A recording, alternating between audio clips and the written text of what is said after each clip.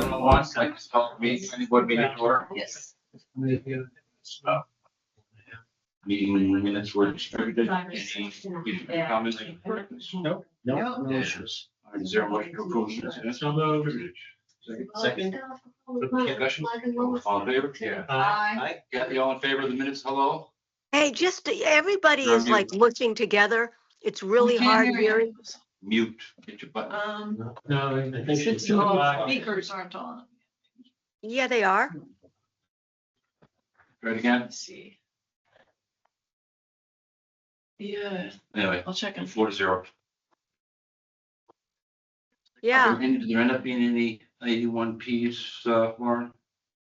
Michael, can you hear me? There was none, None. there was none as of a couple hours ago. Is there any 81Ps that were here that were on the agenda? Okay. Is Mike on? We need I am here. But we can't hear Flames. Can you hear me? it. We can't hear it. Can you hear me? No. We can't hear anybody. Need to turn the volume up on. So the sound. Hold on, let me take some.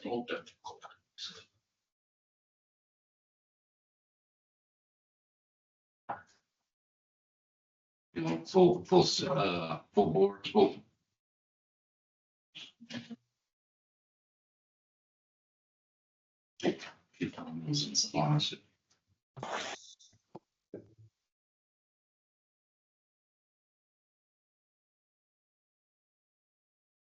Tough one, I'm gonna read that one.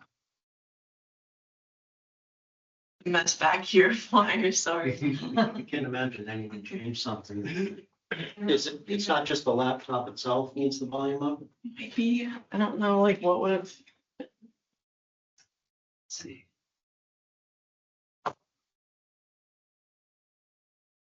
Is your laptop somehow connected to the screen there? I'm running the meeting, but there's a computer like zip tied to the back here. No, why don't you check the volume? Check the volume on your laptop. Because that's easy to do. I wouldn't think anything changed behind the TV. I can barely hear. It's like a volume. Yeah, I think my computer is supposed to be muted, so there's not feedback. Okay. Really hard to hear. We can't hear you either, Kathy. There's not a.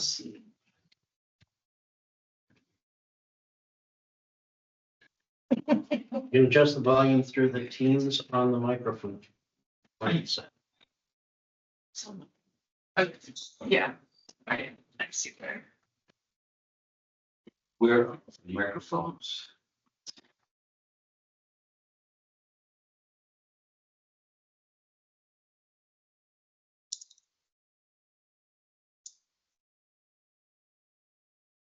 You Oh, The mic up. click the one that was There you original, the LGTV one, but then I just heard some. click down, click that, click on it again though, so that it. More audio settings, go there. Now on that, click on that now, on the LG, click on that, see if it'll give you more options.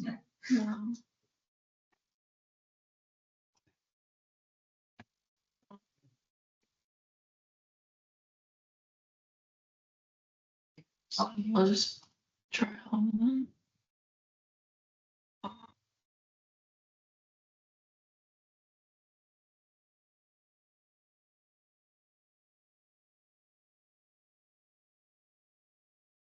If I could give Mike a call on the phone.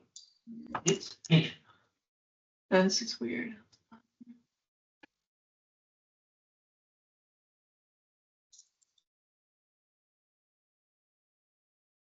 Also try the TV remotes. We got 4 months. Let's see. This button. It's like at home, there's 6 remotes. Oh, this one seems to have, there we go. Can you hear me now? Can anyone hear us? Can you Yeah, hear like- us? Yeah. We can hear you. Can you hear us? Getting there. Yeah, try again. Can we? What about now? Not very well. I think there's gonna be something else. Okay. 100%. It's better.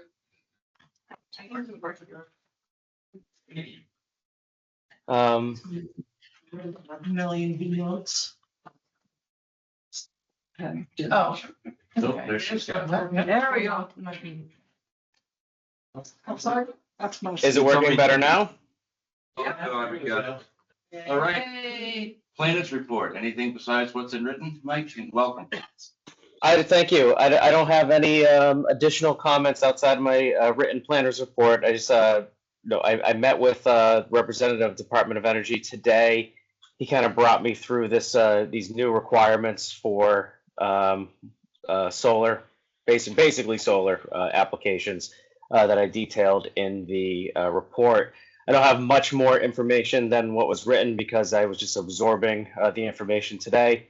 And I passed around shortly before the meeting. He sent me a copy of his presentation, so I did send that around. So that should have some additional details in that. So I imagine there'll be more to come on that. So Mike, through the chair, one question. So basically with this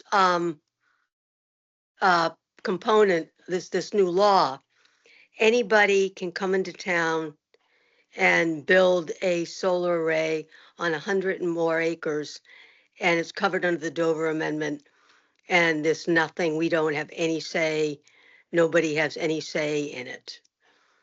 So yes and no. The difference is that it's covered under the Dover Amendment, but municipalities can still require special permits. If you remember, we had a lot of this conversation when you adopted the new solar overlay district. Mhm. The comments we were getting from town council at that moment were that solar fields are covered under the Dover Amendment, which they are. It's in section 3 of MGL 40A, which is the exemptions. And in that, the reading of that and the interpretation of that section is that municipalities can regulate it. And I'm forgetting the terminology of how they state it in that section there, but it's something like you can't regulate it beyond something that is considered to be unreasonable, right? It says it like that somehow.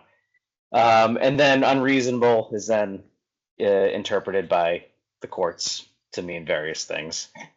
And but what it has been interpreted and accepted is that municipalities can still require special permits for solar, which you did in your new solar overlay district. You've required that any new solar or solar within the context of like larger scale, solar fields requires a special permit. So you have that in there.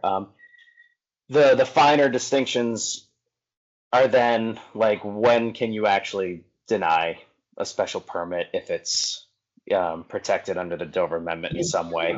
And so I think a lot of these things are still untested as far as, how protected is it? Does the planning board in any town really have the authority to deny these things? I think to tie it back to the conversation that I had today, it sounds like the Department of Energy is really looking to create some detail, some answers to these questions through new regulation, right? So they'll address some of these questions just by the creation of new regulation, by either taking it out of the town's hands, which in this case, anything over, it says 25 megawatts for a solar field for energy generation. What that equates to is like something like 100 acres. So that's a huge project.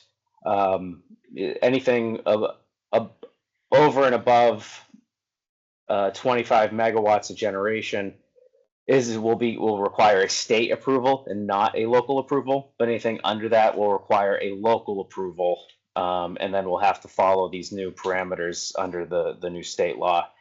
Those parameters again are just things like all approvals must be, or decisions, I should say, all decisions should be rendered from the local boards within 12 months of filing, which I think is doable. just seeing how other projects have progressed in town during my time here. And what was the other thing?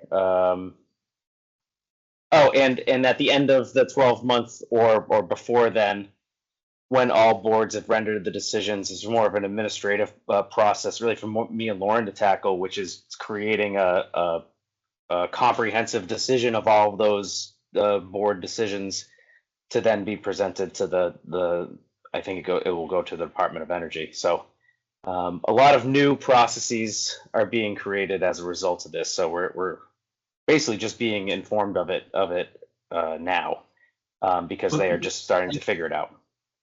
Got a question for you, Mike. From a planning board perspective, this is not a utility. It's not water or sewer. And they're trying to make a special process, regulatory process for something that's not a utility, but is it the same for a wind farm or cell towers? Because those are not utilities considered either. Is it the same rules for those? I don't think it would be for cell towers because those are covered under FCC, right? But for windmills, I think you are right that these processes would also apply to windmills. You know, Upton hasn't had it, and you don't have zoning for it locally anyway, but windmills have not really been addressed in any substantial way locally or through a lot of the state. Well, if we don't have a wind energy bylaw, can they just come in and build it anyway? Do we need a section on that? That's a good question.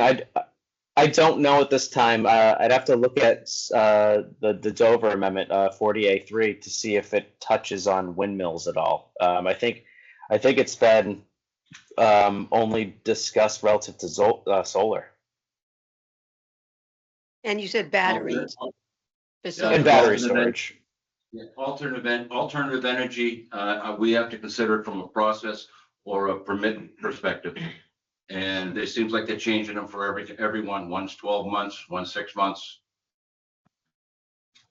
Anyway, thank you very much. Is that it? Yep. Yeah. Mr. Chairman, it looks like Gabe Trevor has his hand up from CMRPC. He probably has a clarification on my behalf, given what I was just talking about. Thank you, Mike. Welcome, Gabe. Go ahead.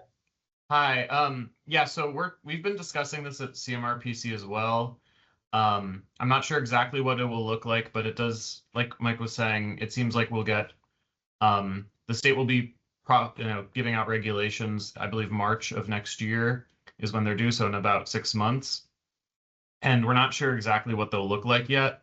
But the discussion has been broadly accurate. It's about alternative energy siting, and the state doesn't want towns to unreasonably regulate them. And there's a lot of details on that. CMRPC is at this point planning to provide towns with support on this process. So we're probably going to do a DLTA project that'll cover some towns. So Mike and I will certainly talk about this in the future. But on our end, we're also navigating the process. But yeah, it's about alternative energy. I believe wind farms would be included, but as you all know, most of the towns in the CMRPC region are concerned about solar panels and battery storage at this point. So, but I do kind of anticipate that towns are going to want to get more, regulations on the books for this stuff, and it should be the legal precedent right now that's been established is like you really want your bylaws to be, airtight in terms of regulating these, because towns would get in trouble. That towns have gotten in trouble through the litigation for denying things on kind of non-bylaw grounds, in sort of subjective grounds. So that's kind of how things are progressing. And I think since it's the unreasonable regulation language is kind of unclear, so I think the state is trying to clarify that within MGL, unless the legislature change the Dover Amendment, which I don't think is going to happen. It's the agency kind of trying to clarify the Dover Amendment language. So definitely more to come, Mr. Chairman. Mm-hmm. Yeah, more to come on that. I'd like to, it's 7:15. I'd like to suspend a regularly scheduled meeting and open the public hearing for East Street Estates. Is there someone from East Street Estates? Hi, this is Jim Sullivan from Garrier and Hellon Remote. Go ahead, Jim. You got the response from our town peer review? We did. We have the peer review. Just a brief overview, Mr. Chairman. We have the peer review letter. You can hear me all right, correct? Go ahead. We have the peer review letter. We've been working through some follow-up items. We have not sent back a revised set of plans at this point, but we intend to do that. Our client has secured a vendor to prepare the crossing and the wall engineering design and details. That is not complete at this point, but that is ongoing. We were in discussion with them as recently as last week. So at a high level, things are moving along. Again, I do not have an updated or revised set of plans to send back to Michael, to you folks at this point. But we intend to do that, or try to continue to keep the other vendor moving, the other engineering firm moving, and look to get you some information prior to the next meeting. Okay, thank you. Any abutters from East Street? Any questions or for the board or for the applicant? At this point. At this point. Nothing's going on there. Thank you. I'm not a direct abutter, I'm like one removed, but I was wondering if there's been any concern for the groundwater level and how the wells are gonna be put in, because I heard it's like 17 units, and I know several people in the street have very shallow wells, and I didn't know if that would have any effect on the static groundwater level, if I could drop that or not. I think 3 of the lots are actual frontage lots that don't require, so the actual subdivision is 14 additional units above. So can you address the groundwater issue, if there is one? I mean, we have test pits throughout the site for soil testing, obviously. As far as the groundwater elevations, I don't believe we have spoken to a well installer at this point, but we could certainly, inquire about it. Yeah, even if it's just a sample of where you hit it, with a general idea of the water table that you're going down. I'm not Understood. sure. That'd be great. Is that Yes, that's right. general? It's 400 feet down, and or if it's Right. 100 feet down, makes a big difference. All right, I'm going to continue this public hearing for. Will 2 weeks be enough, or do you need a month? I'd request, Kathy, you're muted, or Catherine? You're still muted, Cass. You're still muted. you There, are. there we go. Okay. Yeah, don't we usually want a hydrological report? I mean, wasn't that one of the issues that we dealt with at Cobbler's Creek, is we want people to test to make sure that when there's a drawdown for the new wells, that it's not going to impact surrounding residences? Isn't that something that we have talked about in the past for other projects? I've certainly had hydrogeologists review projects. The comments from Stantec is that they remain to be addressed. So you'll have to take, he's agreed to do that. The hydraulic and the hydrological calculations. In that, you can give us a general outline of where the water depth is on your wells. Okay. Otherwise, it'll be town water, and it's a long way. That's correct. All right, I understand Kathy's comment, and we'll work to incorporate that in the responses. 2 weeks, Mr. Chairman, if you would, and if we find out early on that we're not going to make that, we'll get in touch with Michael. Yeah, because I don't want to waste their time every 2 weeks if it's going to be, we know it's going to take a month, we'll just push it up for a month. But if you think it's going to be ready in 2 weeks, and what that would be was answering all of our peer review letter. Yes, we're well into the peer review letter. It's just working with the other engineering firm. Yep. And Mike, you can work with them, anything with the town. I noticed there was a fire chief and police chief response on that as well. Yeah. Okay, and so we will continue this for 2 weeks. Was that the 23rd? 14th. October 14th. October 14th. And we already have one public hearing. The 7th is your next meeting, correct? And then, Second. oh, no, I'm so No. sorry. Nope. My apologies. Yeah, I think it's the 14th and 28th in October. This, Yeah. the first is a Wednesday. So the 7th, the first Tuesday is the 7th. So it's the 14th. I just sent out some public hearing notices. So I was thinking the 7th, which is a week before.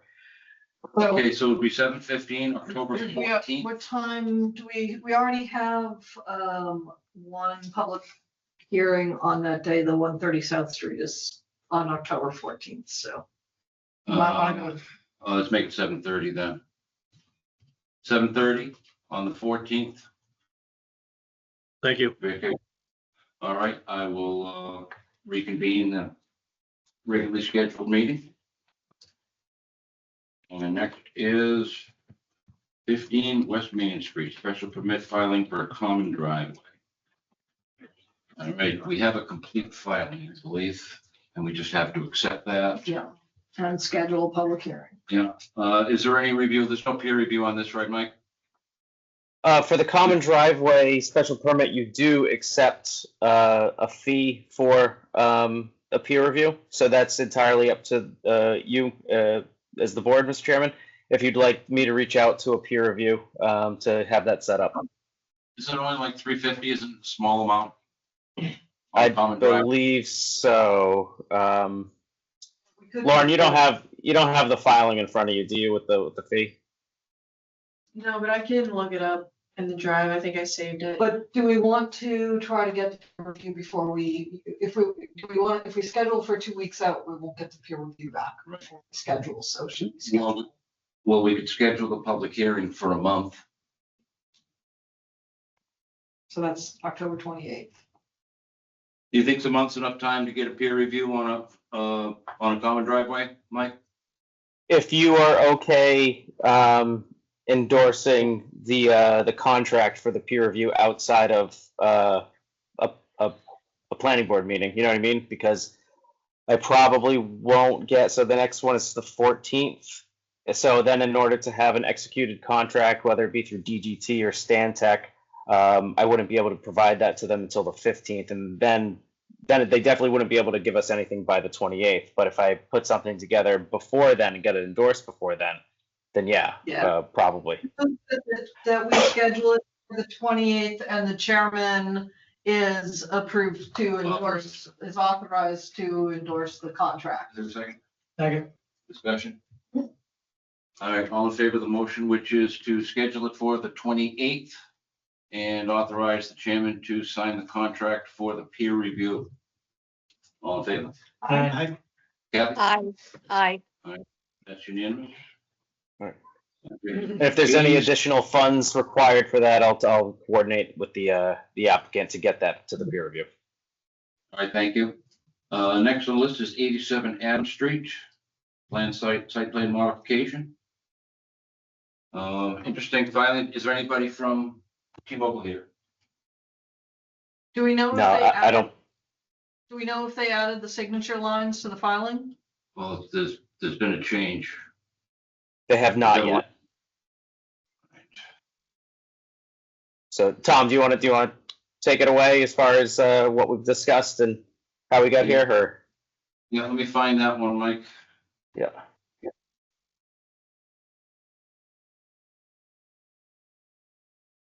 Okay, we got the comments from the Westboro Fire Department today to Chief Marchant. And he has become aware of a property in Westboro and Upton that's greater than 30 acres and encompasses both communities. It's 2 radio cell towers, and he's directing his fire prevention staff to revoke their permit issued by the department and instruct the owner to pursue one through Upton. And this is with respect to the property, the fire department accesses at 87 Adams Street in Westboro and has a locked gate. I'm installing a Knox padlock on the gate next week to permit the Westboro Fire Department companies to access the area. And the problem is a 911 call goes to Upton.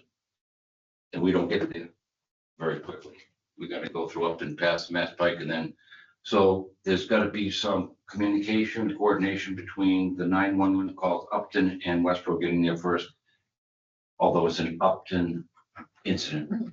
If anything happens, it has to be written by the Upton Police Department, so they still have to go and write the report. They're not gonna be the first ones there if there's any kind of an injury or a fire or anything there. So I think the answer is what you said, a second signature block for Westboro. Mhm. And if they sign it, it means that they have the access.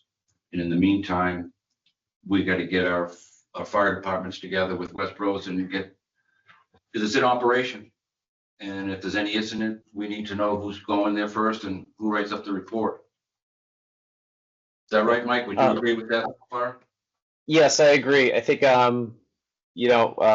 fortunately, this application and this process has highlighted a couple of, I don't want to say oversights, but, it's definitely highlighted important coordination that needs to happen between Westboro and Upton EMS. It seemed like, I don't want to say Upton was unaware. I mean, Westboro was unaware, but definitely they're more aware of it now. So take that as you will. But so that's good, I think. So that now our fire chiefs are in contact specifically about that issue. The issue regarding the frontage still needs to be addressed. The owner and applicant have been made aware of that. They will be required to address that issue through the zoning board in Upton because they do not have the required frontage within the town. So they need to get relief from that provision in order to do what they're doing up there. That will not prevent them from conducting business still, but they still need to address that in good faith. I did send a regulatory review of your bylaws and of the regulations concerning this application. So it's a lengthy review. You don't have to comb through all of it. Not all of it was applicable to what's going on with this proposal. A lot of the requirements I saw in the bylaw and in the regulations were regarding whether or not there was really any expansion of footprint or height. And what I see from their applications, they're basically swapping out mechanical components that exist there currently. Go ahead. And all the work has to be done within their walled-in area where the tower is, and they're staying within their boundary. Yeah. The problem is we can't allow those workmen and those people that are going on to do the modifications if it's not safe and there's no emergency vehicles that can get to them. So I'm not going to allow the modification. I wouldn't allow the modification until the access is granted because it's a safety issue. It's safety. We can't guarantee that any injury there can be immediately taken care of. Any fire can be put out. We don't know that they have access to do that. And the rule, as I read it, said substantial, unless there is a substantial reason. And I think that safety is a substantial part of that. And being able to get emergency vehicles to those people while they're modifying would be part of the order conditions. I would approve the application subject to Westboro approving their access. Yeah. Once Westboro approves, that means that the fire department got together and then Upton has to have its own ZBA approval because it's out of our bylaws. So you're going to have a zoning board of appeals note line. And you're going to have a Westboro signature block. Yeah. That tells us that it's okay. So I approve it. I'm accept an approval with those conditions. Do you agree with that? I agree, and we did discuss that with town council, and town council agrees that it's appropriate to place those type of conditions on any action tonight. Excellent. Now, have they submitted?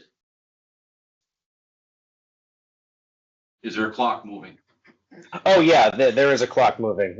So I would recommend you, and we had discussed this, but I would recommend that you make a motion to approve the modifications on this minor, what do we call it? Minor modification to a site plan, subject to those conditions. And I did outline a couple of these conditions in my review. All right, is there a motion? So moved. I move that we approve the minor site plan modification for 87A Adams Street, aka 7A North Street, with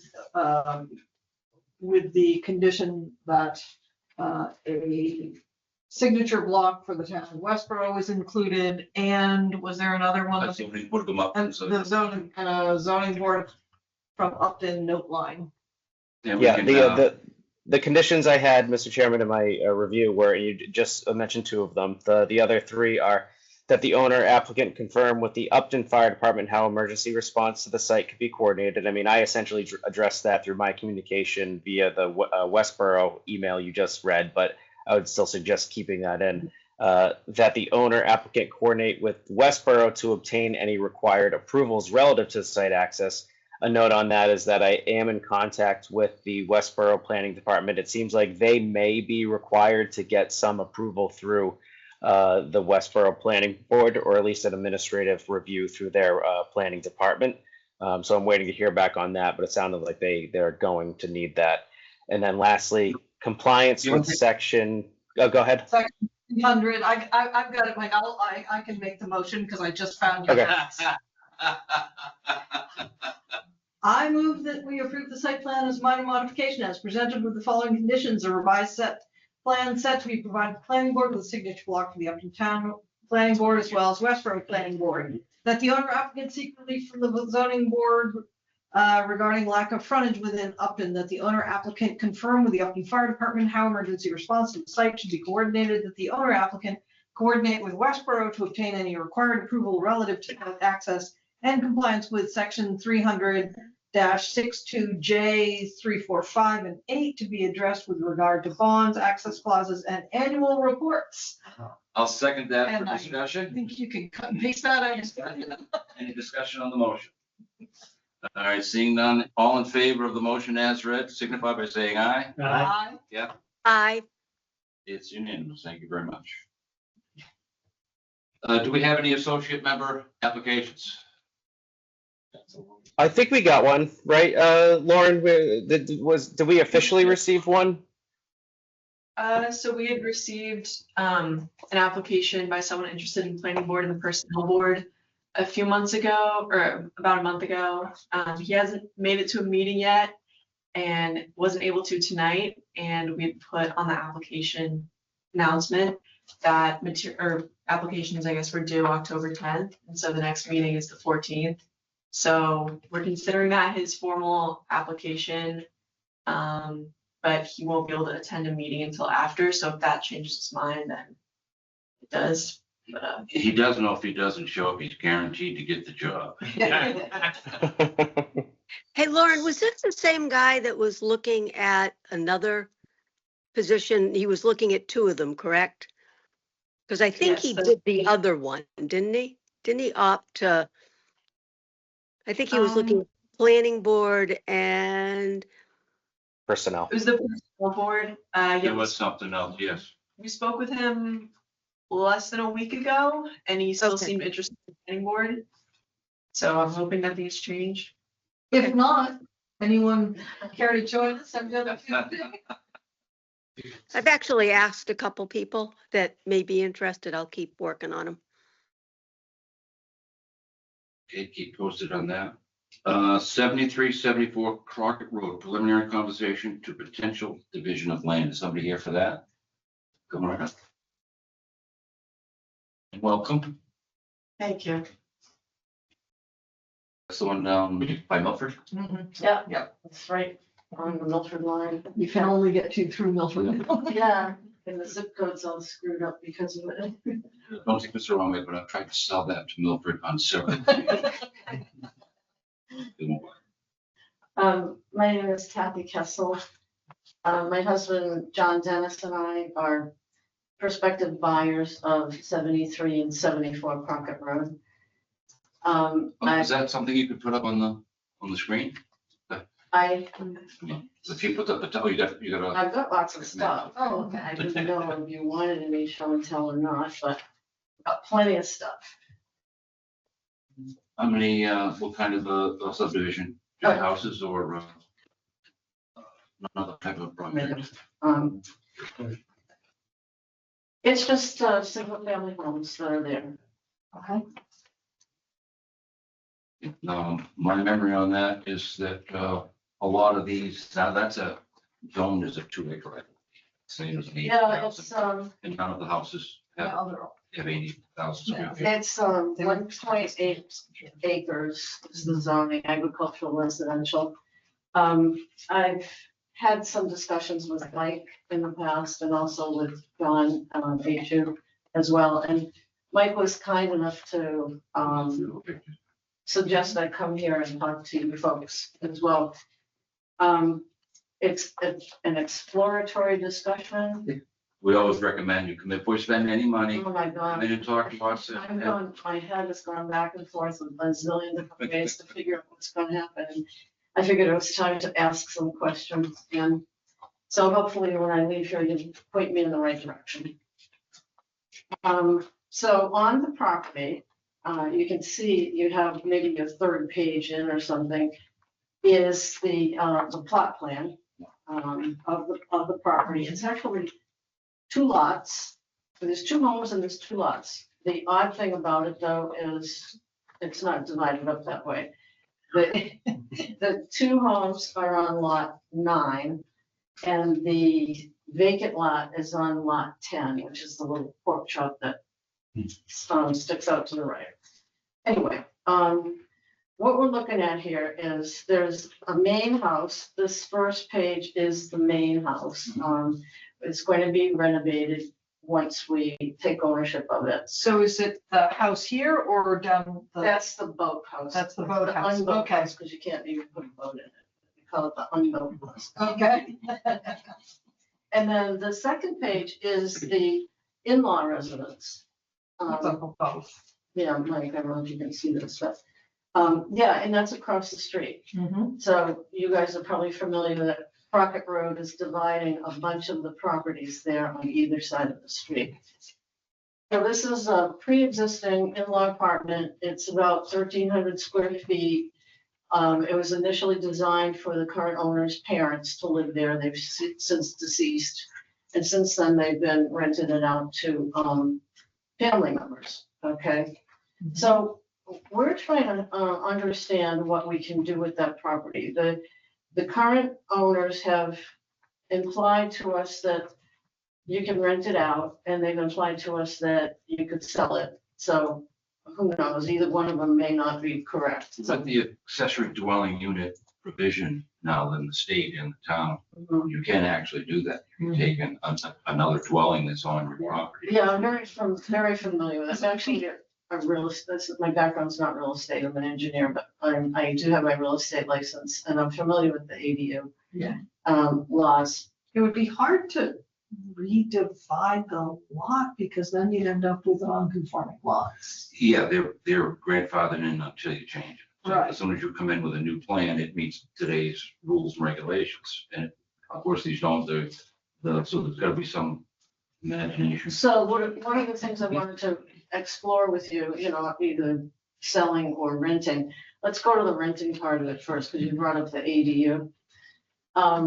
The in-law apartment, like in-law home is 1,300 square feet. Mhm. The main home is 2,108 square feet. So 1,300 is only 62%. It's 62%. It's bigger than the 50% of the main home. So that's one thing that might require a special permit. That would be for a zoning variance. Pardon me? It could just be a zoning A variance. zoning variance? Because if it's a zoning issue, then I don't think we would be able to waive zoning. If that's a zoning, we can't do that. You'd have to go to the zoning board to do that. But it's the ADU regulations. It's that the apply. ADU, yeah, it's not zoning violation, it's ADU. ADU says 900 square feet or 50% of the main home, whichever is less. If we're going to 1,000, town's gonna change that to 1,000. And that's great, that's This is awesome. Mike, Mike, on. where we did, we did, like, I'm here. We put, in our bylaw. yeah, we put it out as 1,000 and the state put in the 850 after, but they said we can take care of that later and we can adapt up and stuff. Okay. And how big is your current accessory? The current accessory is 1,300 square feet. So it's still bigger than. It's still bigger than, the 1,000. Yeah. And it's 62%, not 50% of the main house. Mhm. So I would need some guidance from you on that, and it would cost us it cost us a significant amount to carve out a portion of the in-law to be only 1,000 square feet, which we can do. I've actually got a design drawn up and all of that, and it's doable. It's just a little costly. I can't imagine that if you have an existing dwelling that you're converting, that can't be a zoning board Zoning board, variance. Or a special permit from the, special permit. either one. Mike, do you know anything about when something doesn't comply with the ADU bylaw like this? Have you heard anything about Is it, how to deal with it? it's an I'm pretty existing, sure, go ahead. it's an existing structure that's over the minimum, over the maximum. Can it be waived, permitted, or varianced?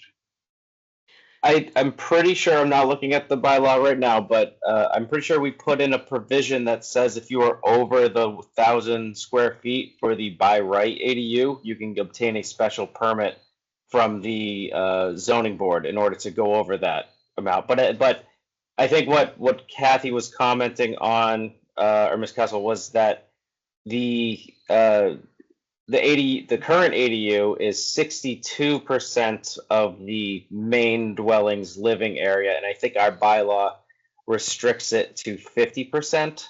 But then So Can the ZBA issue that a variance Can- for that? Or- they potentially could. I mean, it's one of these things where, yeah, if applied, the zoning board could potentially issue a variance. Whether, and then it becomes a question of would that granting of a variance hold up in court? I don't necessarily think so, but it might be worth a shot, because once they approve it and the 20-day appeal period lapses without anybody appealing it, then it's good. Through the chair, can I ask a question? It's just a fundamental thing I'm not grasping here. If you already have an accessory dwelling, why are we trying to change? I mean, it's already there, correct? 1,300. It's Why- already there, but it's Why are we bylaw. trying to make it smaller?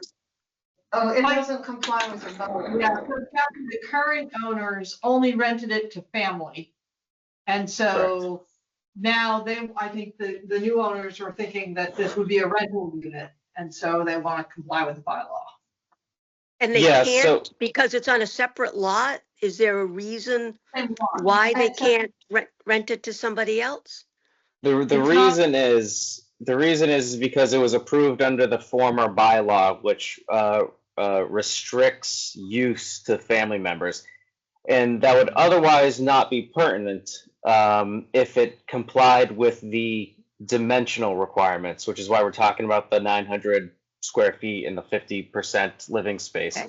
So that lot, it was approved under a different but the lot that it's on, the lot is not a regulation size lot. It doesn't have the frontage, it doesn't have the lot size. Well, It's a on the small- same lot, it's on the same lot as the primary dwelling.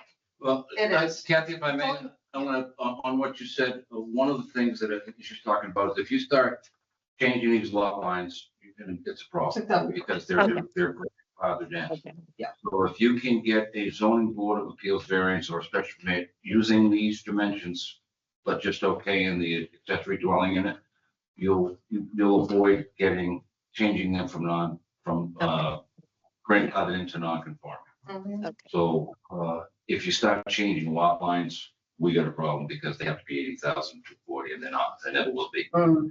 But if you can use the property through the accessory dwelling unit, but it's too big, that's what I'd approach. Mhm. That's how do I get that oversized without having to qualify for Yeah, the new law? that makes sense. Now, does it make any difference that It is a handicap accessible unit. It's got a ramp. It's, when through my real estate license, I researched how many, rental units that are handicap accessible in Upton in the last 5 years, and there are 0. I researched how many are, handicap accessible that were for sale, and it's in the last 5 years, and it's 2%. It's 10 out of 435. We can't So- require any person or homeowner to handicap proof or have access. It's a private home. Yeah. Right. No, I'm asking whether she gets I was special. saying, do I get special treatment, because we can offer the community a handicap accessible unit. We can get your copy or something. But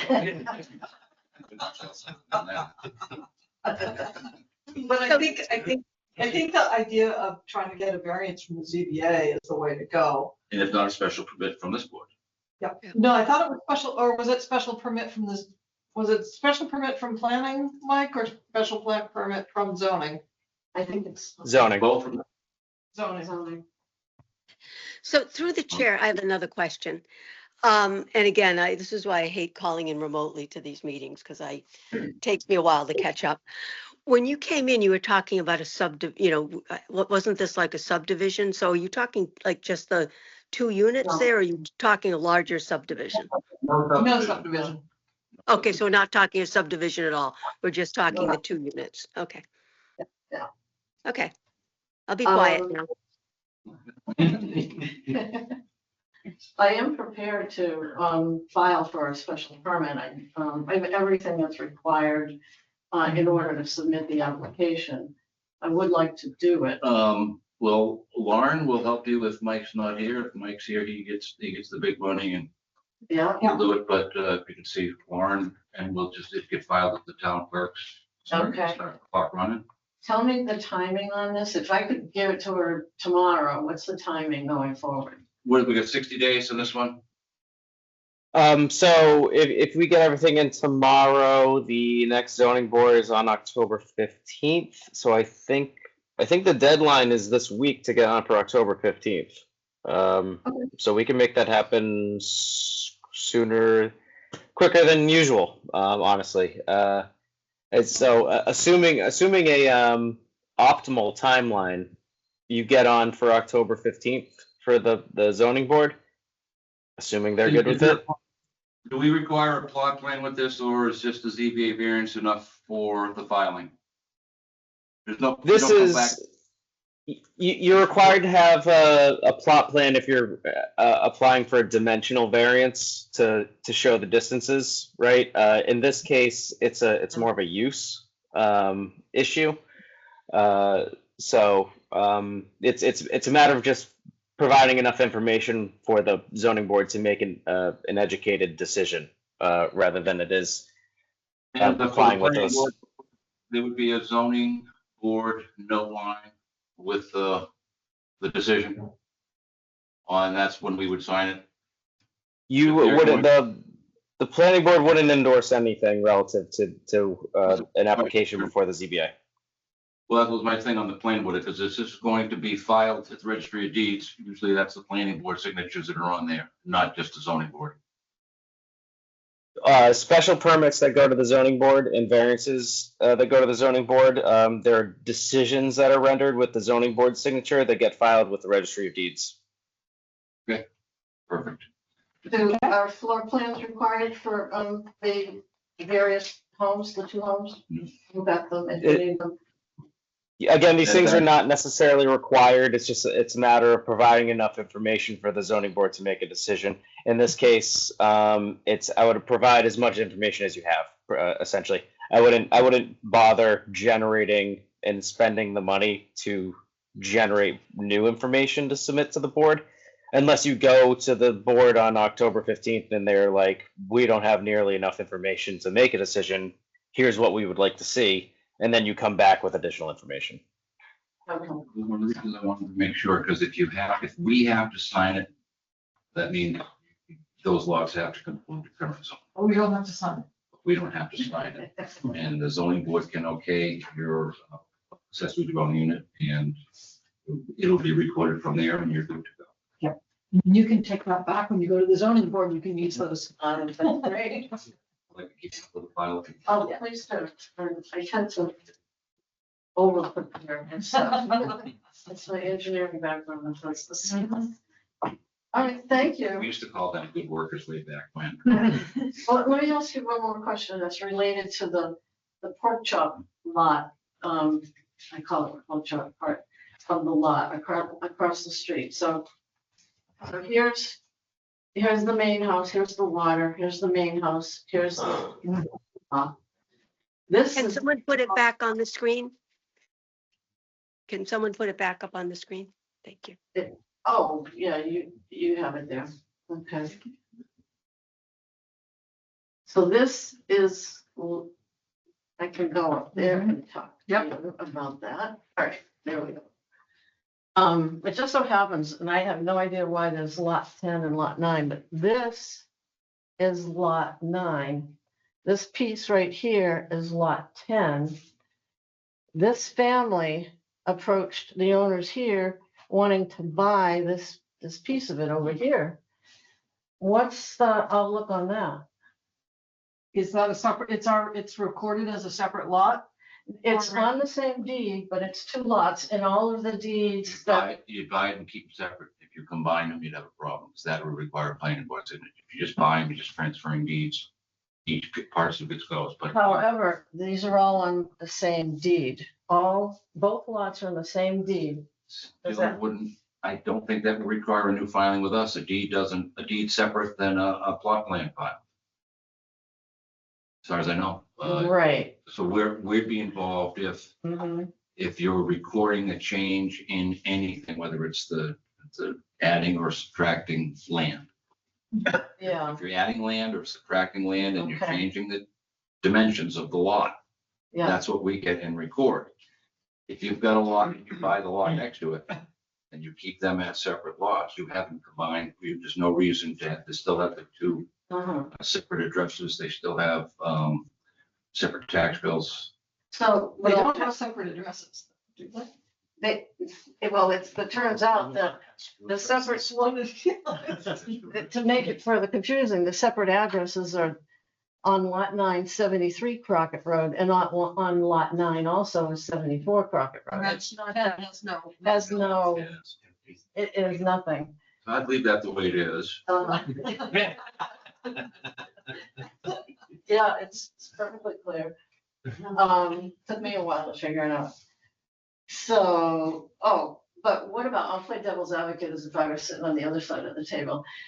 What about the fact that I'm creating one more non-conforming? It's still, so I'm not creating a new lot. It's still already a lot, so it's already a Yeah. non-conforming lot, it's just who It's just- owns the non-conforming lot. It's just- I'm not, and No. it's just who owns it. So you think, It's transferring ownership, you're not creating a new. so what do I have to do to get approval to sell that piece?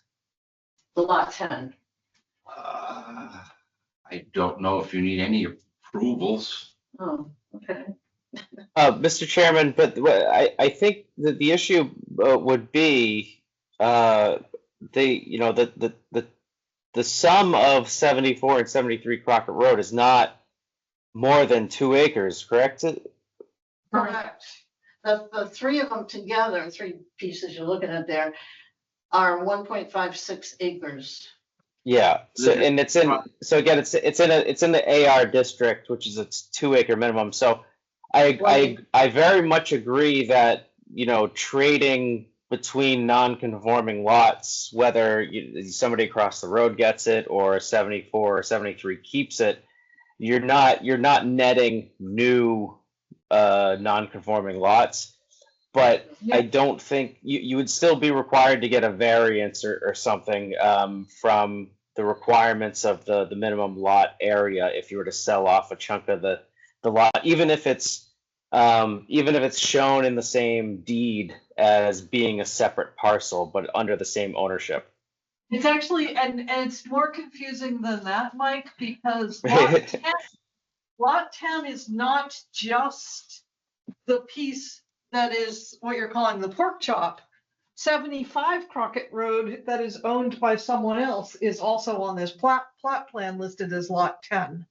Oh, Well, to be even more confusing, the thing I'm calling the pork chop is part of lot. Yeah, exactly. And the other part across the street at 75 Crockett, it's also called So, Part of lot 10. so if you want to stay away from the planning board, you have to transfer any piece of property in its entirety. You can't cut off it's 10 and 9. You have, if it's on the books as 10, it has to be transferred as 10. Yeah. You can't be Okay. combining any of these lots. They've already done something. It has to be. Somebody already did something. But if you're just going to the zoning board of appeals, you can also ask them, Mike, you can ask them at the same time that you talk about the accessory dwelling unit, you can talk about the other one. What is lot 10?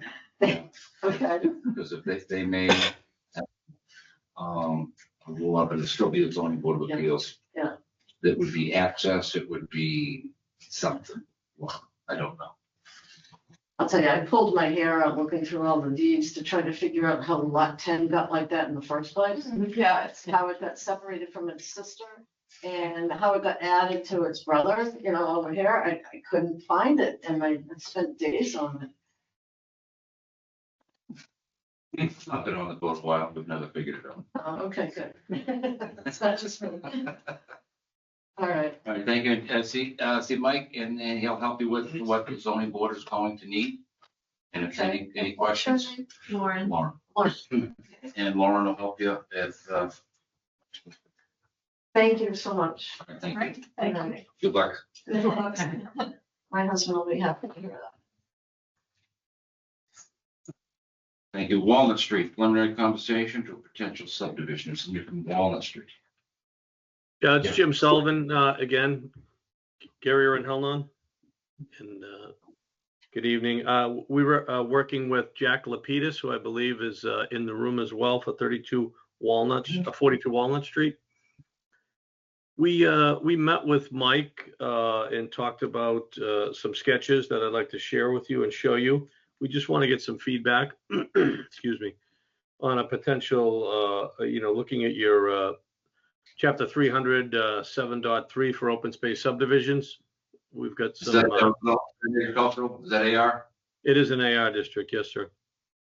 And it's 12.9 acres.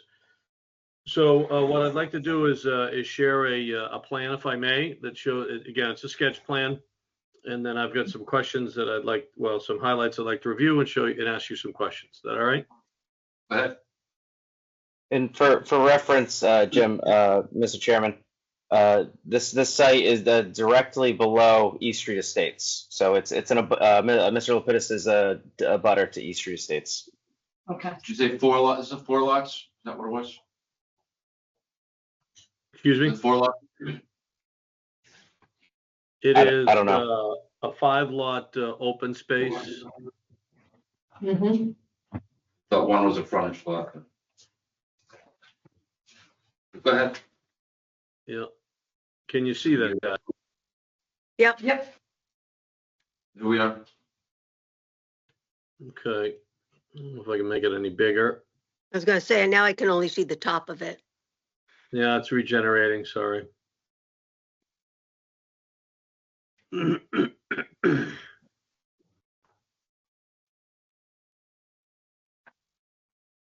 Now we can see the middle of Yep, Yeah. it's being very creative here. This will be my Halloween costume. it. Sorry about that. I don't know why it's not just That's okay. regenerating. That's okay. Well, you guys, I mean, I'm the only one that needs this. You guys can sort of describe it to me as you're going on and hopefully it'll regenerate.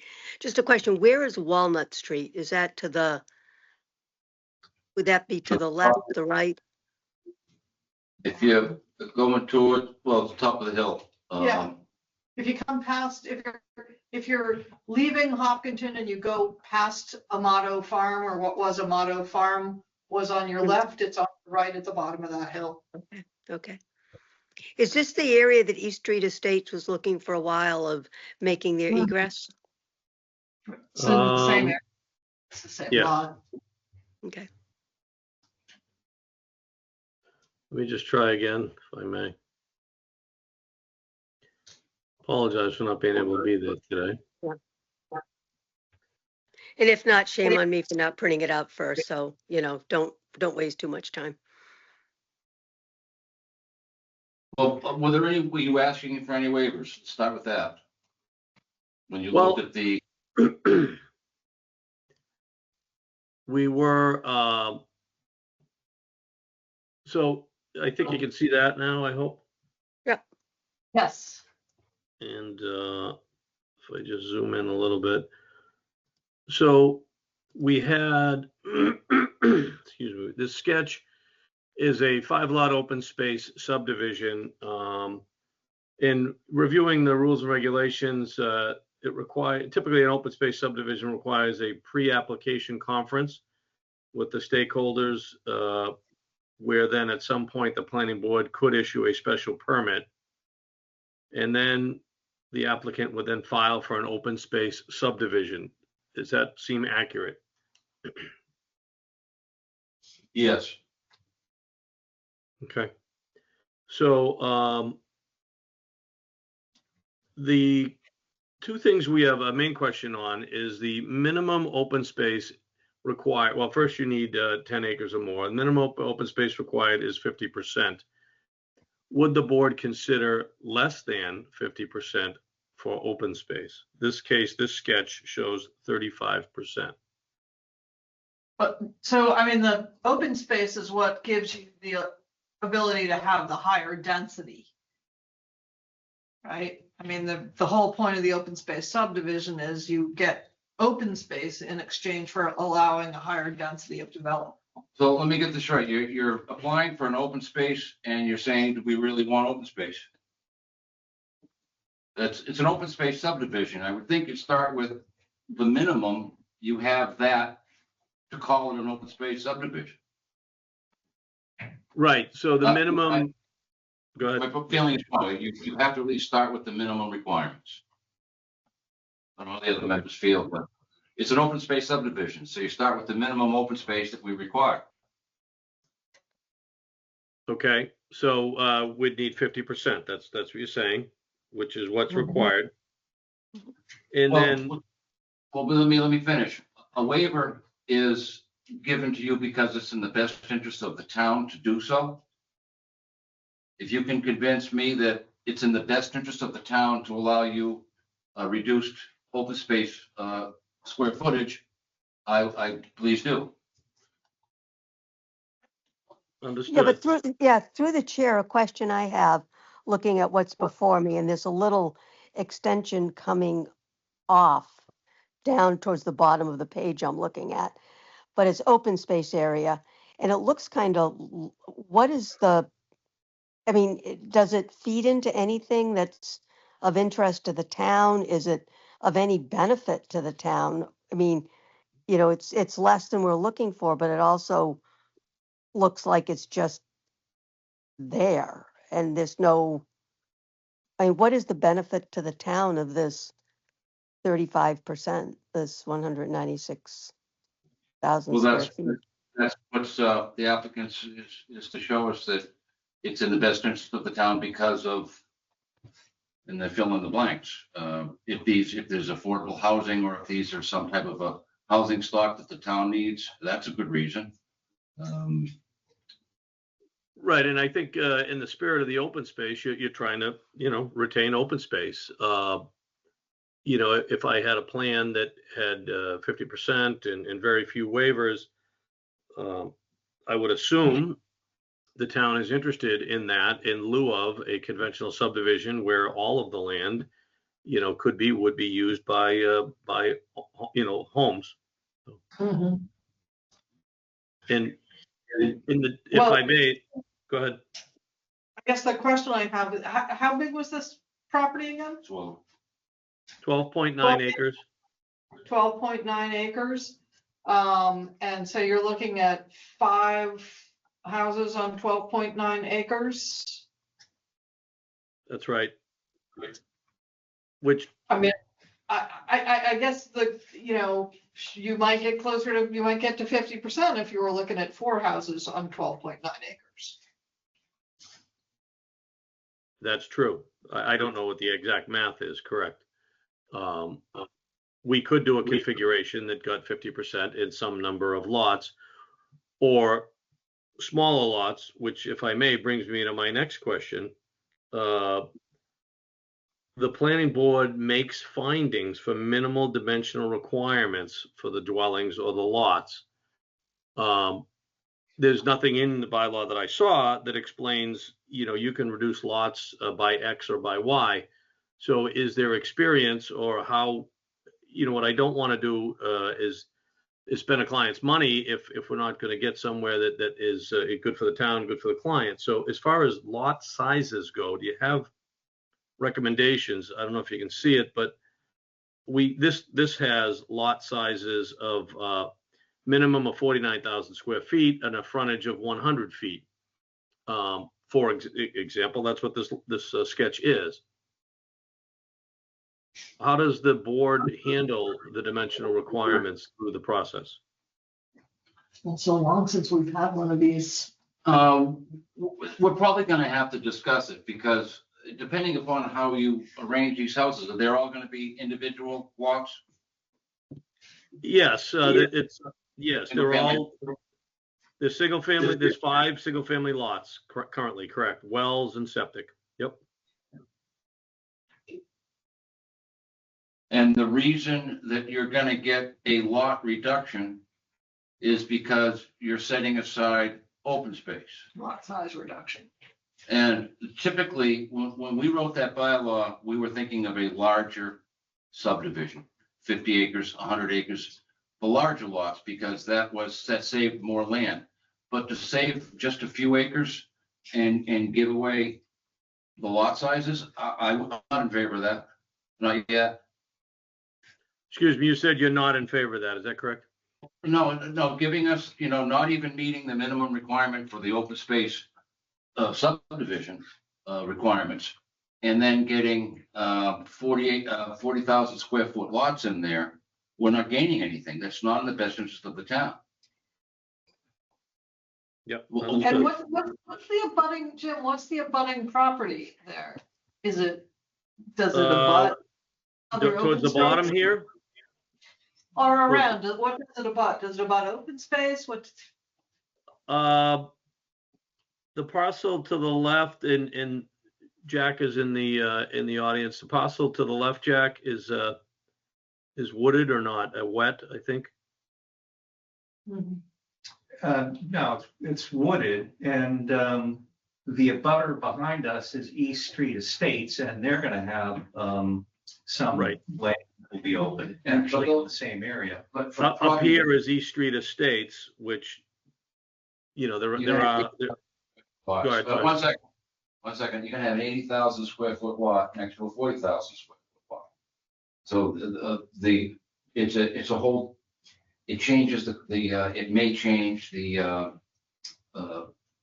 area. I mean, as far as, But it also might bring in some of the less expensive housing that we need.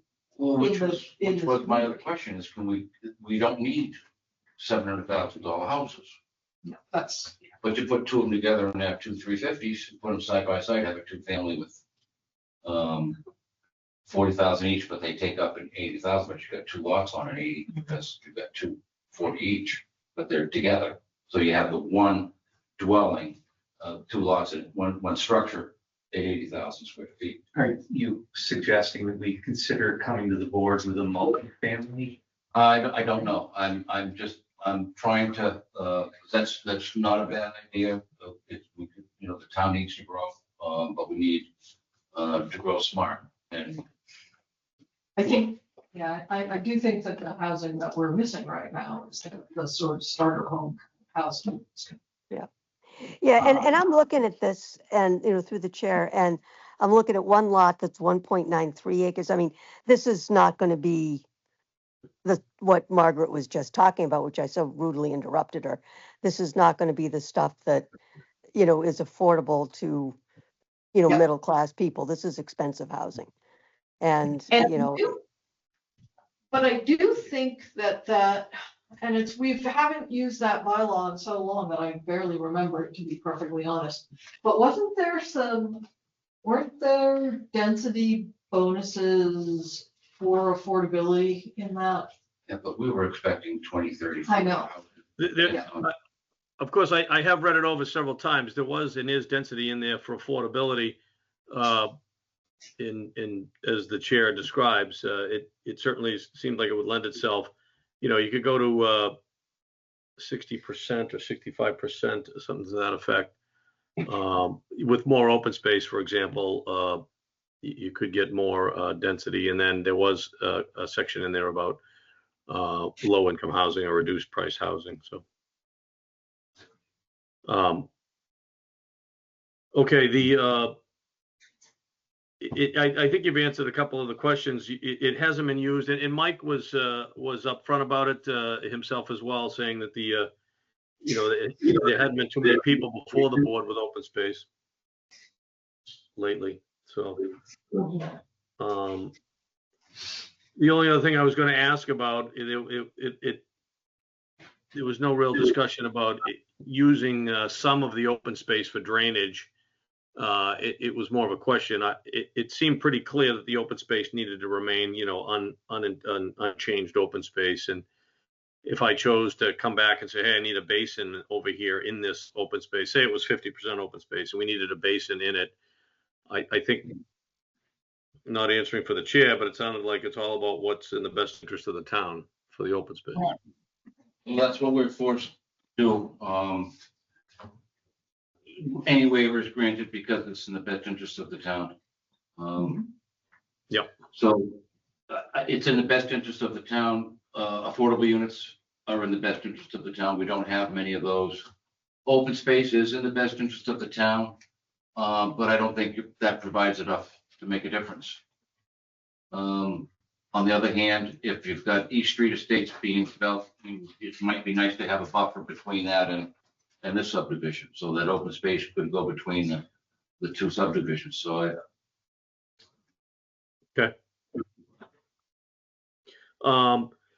And then it wasn't quite clear either, but I think you've answered it. Reduced lots and potentially reduced road width and reduced road right of way. Our sketch is a 40-foot right of way with a 24-foot paved road.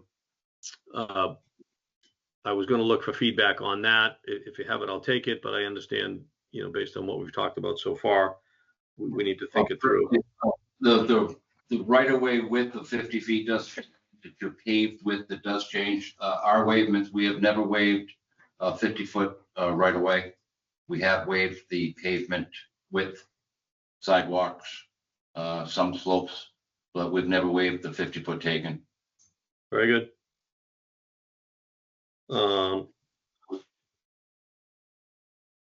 And then I have a couple of other. I have a sketch of a potentially conventional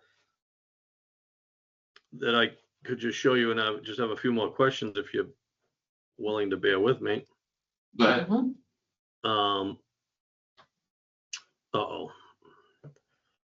So this one, I rotated it in my PDF, but I can't seem to share the PDF. It's okay. I can change I'm doing this on my phone, so I just. So I apologize for that. I don't think I have a choice here, but this is a conventional subdivision. It's actually 4 lots potentially. We had a yield plan that yielded more for purposes of the open space. We sketched that. Excuse me. The question on this is the length of the cul-de-sac. This cul-de-sac is over 500 feet. It's 665 to the end of the cul-de-sac. And we can go up to 750 according to the fire department. We can check with them, but their hoses and their ability is at least to 750. So we have waived that end up to 750. Yeah, and sometimes they ask for a cistern in the road at the cul-de-sac. Right. Bury a water tank. Yeah. Okay. In the cistern, at least on East Street, the houses are being required to be sprinklered as well. That would be some dialogue with the fire department, I presume. Mm-hmm. Okay, It's just what a big advantage having the houses sprinkled. It's just, it's the way to go. right, okay. And this particular road is 50-foot wide and 24-foot pavement. So I don't have too many comments or questions with that. That was really it on this. Most of it, we were making every effort to comply as best we could with the rules and regulations. So, Jack, I don't know if you had any other questions or thoughts you wanted to bring up or not. I don't think so. I guess the only question I had was you again seemed to be implying you might like to see multifamily in an agricultural 2 acre zone. I personally would like to see it. We're working to get that done. I don't know if that's possible. Mike, you still there? I'm here. Have we got anything yet that we can allow attached dwellings, 2-family in it all? Or are we still totally single family zone in the whole town? You're single family zoning. So, but given that this, the proposal for the open space subdivision, those lots could potentially be smaller as long as if you can get the septic and the well on the lot with adequate separation, that might be a good do. And if you want if you're going with just a subdivision, I would suggest coming in with a preliminary. We send that out and answer all your questions so that you don't spend a lot of money on going with a definitive. But as far as the roof width, your side slopes, any drainage issues, because that's the side of a slope, so it's probably going to be wetlands in a drainage study. I would think. We use the same water runoff study that conservation does. We just one, and they use it for the bugs, and we use it for the basements. Yeah. Just through the chair, another idea that, other than, sort of multifamily units that was talked about, the town of Upton recently did a housing production plan. And, we do have an affordable housing trust, which looks at what I think everyone calls uppercase affordable. But one of the things in general that's not, 40B type housing is that, the affordable housing, the housing master plan, whatever it's called, looked at was sort of subdivisions with bungalows in it, like multi-generational. So instead of having big houses, there were, maybe 2-bedroom houses or something like that, but there were more of them, and so that allowed, first-time home buyers to buy in.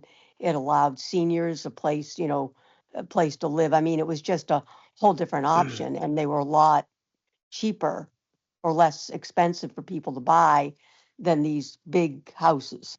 And, that's the type of thing, that, personally speaking, that I think Upton is missing. And, 2-bedroom cape. What? Generally, we have this garden apartment townhouse that you can attach dwellings together, but that's only in A and B zone, so it doesn't fit out and things.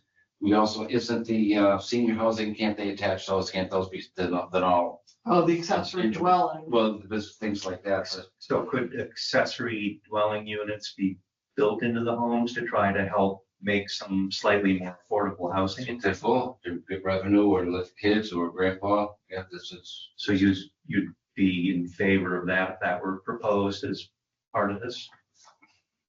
But I was going back to his open space subdivision, even though it's not what we're looking for because it's not that much open space. But I would tend to look more favorably on it if it had more houses in that remaining land area, like small houses that were affordable to folks that right now are priced out of town. Yeah, that's what I was suggesting in terms of the, you still need to get the separation for the septic and the well, since there's no well water up there, or since there's no city water up there, but town water or town sewer, but I was gonna say town water, damn it. town water, yeah, but I think, you know, there was definitely some density bonus stuff written into that bylaw. And if we can, you know, a 1,200 square foot cape, it's just, they just don't build them anymore. And that's just such important. That's such all an I important would- part That's all I And- would want. for ourselves, you know, and it's a But great. Mr. Chair? Go ahead. Mr. Chair, so I think it was Kathy that just spoke about the bungalows and so forth. Is that something that's potentially, the lack of a better term, a friendly 40B or a local agreement type thing through the town? Has that been worked on, looked at, considered? You know, I mean, a 40B would be different. I mean, I was talking about, I mean, a 40B, you could do, you know, friendlier. I mean, it's great to talk, but the planning board is left out of that process, basically. But I was thinking, even if you wanted to make it, you know, I was talking more of a non-40B. I was talking about a lowercase a. I mean, 40B would be fine because it'd help us achieve our goals. But if it was a non-40B, it, you know, it's just smaller houses, as Margaret said, you know, 1,200 square foot capes that are more affordable to folks. So not necessarily a 40B with all that entails, because a 40B, you also got to deed restrict it. And, Yeah, you I know, wasn't referring to a 40B, I'm sorry. Other towns have used it as local LIPs, local something agreements, Mhm. not non-40B. yeah, Okay. okay. So. Yeah, that could, through the chair, that could be an option that just would require also select board involvement, as I believe they'd have to sign off on it. So it's not, it could be a good option, just, it won't be just this board. And because we're hopefully, we're the planning board and we're only do a certain amount of, so we don't do all of the board selectmen do the 40B. We don't do the accessory dwelling units though, so I think they're just by right. And you just go to Yeah. the building inspector. Yeah. So, but we would do the subdivision. So we'd do the road and your lots, and then you could put an accessory dwelling in everyone and have a rental unit or whatever on that. So that would be a planning board process, but if you're gonna go through, a 40B, that's a zoning board and a select. Yeah, but if it's a friendly 40B, Mike just said that's select. And us, it's both of us. And we Yeah. have a select board that I think understands the importance of lowercase affordable housing. Mhm. But otherwise, two family, I'd love to have that. We don't have the zoning. That's just so much easier to afford, and each person has their own lot. They're attached, but you still have your own land. You only get your own 40,000 square feet. Your garages are together, so the homes are separated. It's not that bad, but you'd be limited with us with a subdivision or a open space application, senior housing. Those are all things that we do, but that's the choices. And you can always come back, give Mike a call and let us know, and we can talk. You come back, and if you want to look at what a preliminary subdivision would do, we can tell you what to expect on that. It'd be good. Are you open to other concerns? Like Linda and I are budding neighbors to Jack's property. And I don't know on the drawing there, we're the bottom right lot on that drawing that's up there. And when we bought that lot from Dr. Hurl, he had proposed to the planning board the same plan with our lot, or 2 acres that was, so it was 14 and change, I think, at that time. And they said, well, it's agricultural, you gotta have the 240, you gotta have 2 acres. And so he chopped off our lot and sold it to us off that property. And so that was the first thing. So it's already been proposed before and been like, you can't really do it. I know that the laws and the rules and everything change. But it's also very uncharacteristic for everyone that's in that area. There's several properties as you go down the road that are 10, 11, 8 acres. And it's like, Mine's 14. or Linda's is 14. So you can't, if that's kind of the way the town's going and you just let everyone throw subdivisions into these larger acre lots. It doesn't seem very characteristic of the agriculturally zoned area where the houses are all 2 acres, all have 240 all apart. And that's the premise we bought under, is that's what you had to have, that's what it had to be. And then if you go and change that, it's like all of a sudden you're throwing everybody that's lived there for 30, 60, 70 years into a new, like, well, this isn't what we want to do. Like, this was, Well, if they build a subdivision and they build it according to the town of Upton's rules, it's gonna increase your property value. It's gonna be a nice looking subdivision. it's also gonna be a place. I would want to- Because it's gonna be 2 acres of land. It's gonna be, Yeah, they've got, one of their plans had the full subdivision, so it's 4 houses on 2 acres each. and you still have to set 10 aside 10% of land for open space, even with a subdivision. Right. So it's that 2 acre lot, isn't a bad lot side by side. It's 240 foot of frontage, so 280 feet on the road, you've got 2 houses. That's the neighborhood there. Right. You created a new neighborhood in the neighborhood. But if they come in with a plot plan or a subdivision plan that meets all zoning and also our rules and regulations, usually that's a pretty good addition to the neighborhood. Right. Not this one. But how many subdivisions have you had in your area in the last 20 years? None. I mean, the last thing we had was the housing they did across the street on a model farm, which I think took like 3 years of construction and noise, banging. And it's like cluster housing up there on the right. Typically, if they get by this board, it's a nice place. And it adds to your property value and doesn't diminish the quality of life in your neighborhood. That's I what we disagree try to do. with is I we- mean, I You know, if someone has a large lot, they do have the right to subdivide it. That is the reality. So I get that within the regulations, but no, I just wanted to express the They concern. changed the rules on us, and so we wouldn't have bought that piece of land knowing that there would be houses that close to us in the future. We were sold the bill of goods that we would always have the surrounding.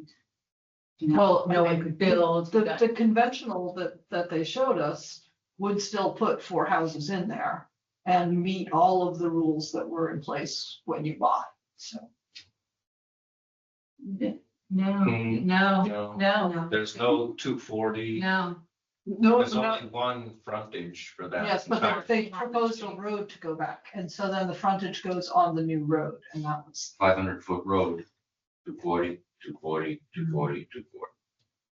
Or actually, you have the running and have the one around, you can only have Yeah, a little more. cul-de-sac, you can actually put 2, you get for every 100 feet on a cul-de-sac, you actually qualify for 70 feet of normal frontage. So that you can only put, so you can't fit 3 houses on a cul-de-sac, it's a 70%. Well, you're, as neighbors, you'll be involved every step of the way, you'll be notified, and you'll be here, and you get to ask all the questions that you want. Sure. And The other question I have is we have an easement that runs across the property that's a subdrain. And if they built a road over that, we would not want to be responsible for, like, that has to get dug up and the road has to get. Right, so as part of the review process, there would be a drainage review by engineers that would represent the interests of the town of Upton, and that would include your interests, and so those were the kinds of things that. surface and subsurface, they have to give us a surface, not being a subsurface. Okay. So we don't have to worry about that. Any other questions? Is that it, Jim? Yes, appreciate the time from the board and all, and appreciate the comments. Thank you very much.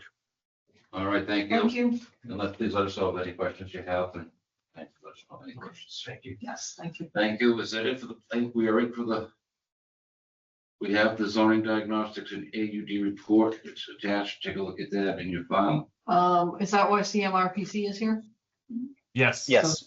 Yes, CMRPC is So still. you want to address that, Gabe? Yeah, I mean, I can keep it pretty quick. And Mike, feel free to jump in at any point. I guess we'll start because it's, more of an ongoing process, but attached is the you know, a very draft version of the zoning diagnostic.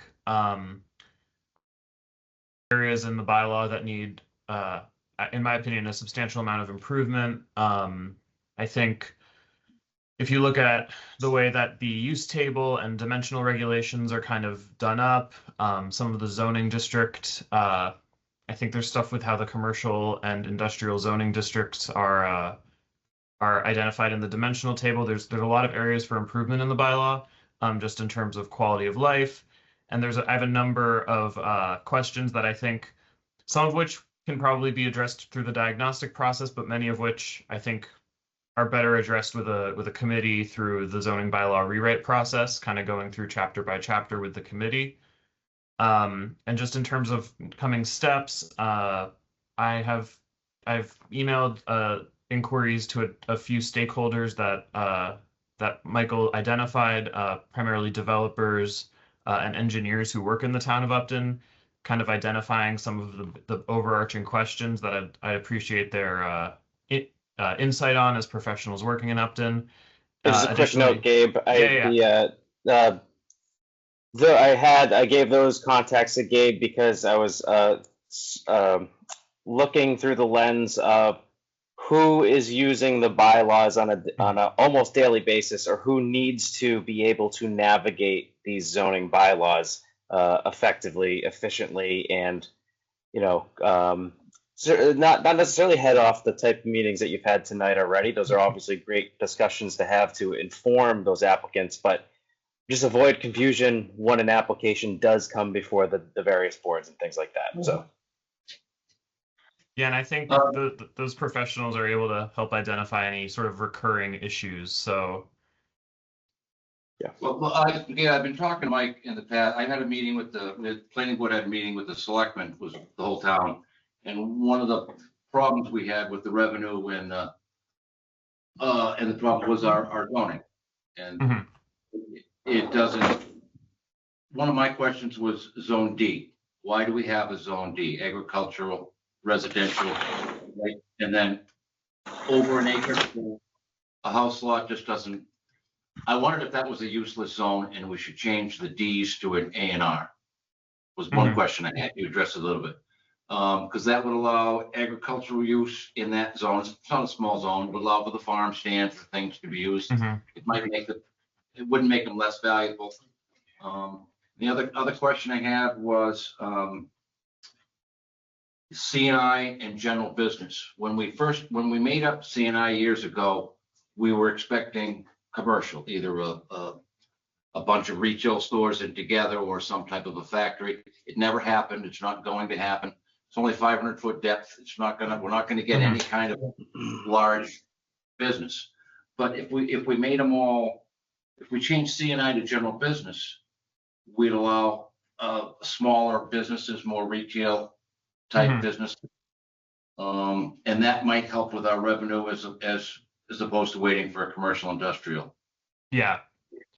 Yeah, and I think that's something, compared to some other towns I've worked with, I think Upton is in need of more serious revision of the zoning map. For example, this is something I get into, but if you go to the dimensional table, and I'm sure the planning board is aware, but all the dimensions for the C&I and general, I believe it's C&I and general business, are based on the abutting residential zones, which obviously that can make sense logically, but from a quality of life standpoint, you don't really get a clear sense of, if you're a business who wants to use the zoning, it's not clear what your dimensions are until you kind of have to read through footnotes. And but that's just one example. I think some of we talked about some sort of like waterfront or lakefront zoning. Some of these pre-existing lots are quite small and would require variances all the time, and trying to just mitigate that so there's less work for the town to do. I think there's a number of places where we could look at the location of zoning districts, the dimensional requirements in the districts, kind of very base level stuff that could really make make everyone's processes easier. Mike, any comments on that? Well, No, I thought, go ahead. Because we've been discussing with that meeting, what are the ways that we can rezone? What about two-family zone? Is there any Yeah. way you can look at two-family zone so they can put up a side-by-side attached dwelling on 80,000? We don't have that. Yeah, absolutely. That was one of the first things I included. I think based on comments from the planning board earlier and from some that's come up in a couple different meetings.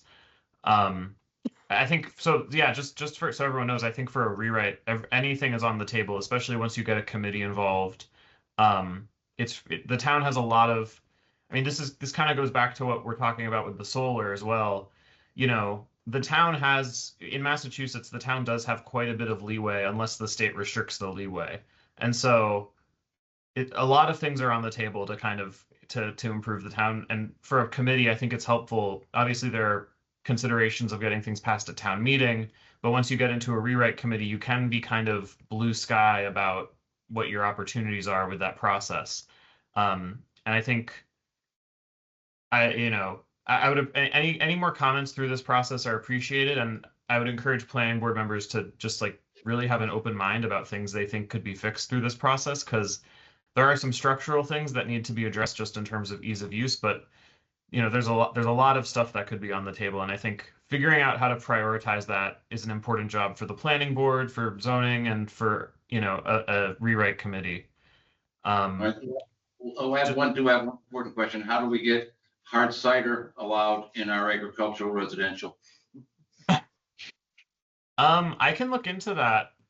There's definitely, talking to Mike, it seems like there's a lot of rules about farm stands that are currently maybe not being followed, but no one is upset if there's a farm stand down the road. I think we're doing our brewery allowance because our brewery wants to have additional storage or additional things. So we were looking at our zoning and where a brewery was allowed. Mhm. And it isn't really anywhere. And Yeah. I was asking, should a brewery be allowed or a hard cider be allowed in our agricultural residential? Would that be a good place for an agricultural use to grow apples? Yeah, I don't see why not. And I think, I think that's a helpful, line of inquiry, because obviously breweries in this region are such a core part of, any sort of agricultural tourism. Well, the hard cider is making hard cider. Suppose you had a place to make it, you get your apples from wherever you go, and do we have a? Yeah, I think those are the kinds of details that we can work out this week. But would Yeah. that go into, would hard cider go into brewery? I would assume so. I don't think It could. it's all alcohol from a legal Yeah. perspective. I think, Tom, in our proposed definition for the microbrewery, we might have included cider Yeah. in that. We added cidery there, I think, yeah. Yeah. I think the only thing that was excluded is a distillery, right? So anything above and beyond, like spirits, right? Liquors, spirits. Okay, excellent. So yeah, just to wrap up the bylaw discussion, or the zone, the diagnostic discussion, I'm still waiting on feedback from some of these stakeholders, and my colleague, Jane Wyrick, is going to do her own, she's going to take a look at this draft and kind of see if there's any missing parts. And I'll probably keep talking to Michael about kind of, eventually I'm going to put this into, an annotated version of the Word document for the bylaws so that it's easier to navigate. Once we kind of have most of the comments finalized, and we'll eventually prepare a memo that kind of summarizes what the diagnostic identifies, so that the rewrite process can kind of get off to a good start. We can, if we want to meet again, I think maybe sometime in like October or November to talk more, that might be helpful. I'm starving, Thomas, don't. Thank you, sir. All right, we have starving members here. Yes, so let's we can talk about the ADU bylaw as well. I think that's Mike, do you We don't have any- to get into detail about Yeah. that. I mean, there weren't many changes. I would just look at it. And we also have time. It's obviously not getting on the warrant for this town meeting. So I would punt that. But if members could just look at that and let me know if you have any comments. It's really just making a few tweaks to it just to be more consistent with the state law. Yeah, I believe I forget, I think, did AG's been sending towns comments on their ADU bylaws, kind of making sure that they're totally in line with the new expectations. And on the topic of both of these, I mean, if any planning board members have any, I mean, it's the diagnostic document is pretty extensive. And there are a lot of sort of open-ended questions. If any planning board members want to shoot me an email and maybe CC Mike, if you have any specific comments on the diagnostic as it currently exists, that'd be helpful, just to kind of, we can keep things quick in future meetings and kind of get things addressed before the meetings. I think, well, there's a lot to digest. Yes. And even we got so far. But thank you very much. Thank you. Have a good evening. Thanks, Gabe. Appreciate it. Any issues with the planning board comments? No. Just, all right, seeing none. The motion to adjourn. We do have to accept the lot 4 definitive subdivision filing for 130 South Street. Yeah, we never just officially did that. I know the board's been aware of that filing since the last meeting, but we just never officially accepted it. And I know, Margaret, you had mentioned it's scheduled for October 14th for the public hearing. I don't think the board made that official yet. So I just threw that on the agenda to just, if you could just give it your blessing. I move we accept the definitive subdivision filing for proposed 4-lot subdivision at 130 South Street and schedule a public hearing for October 14th. Second for discussion. Any discussion? No. All in favor? Aye. Kathy? Aye. Right, it's unanimous. Thank you. Thank you very much. And if I remember correctly, Robert's Rules of Orders, the chairman can just say, Bye-bye. That is correct. was it? I liked these. All right. Meeting adjourned. All right, good night, everyone. 8:42. Thank you very much. 8:42.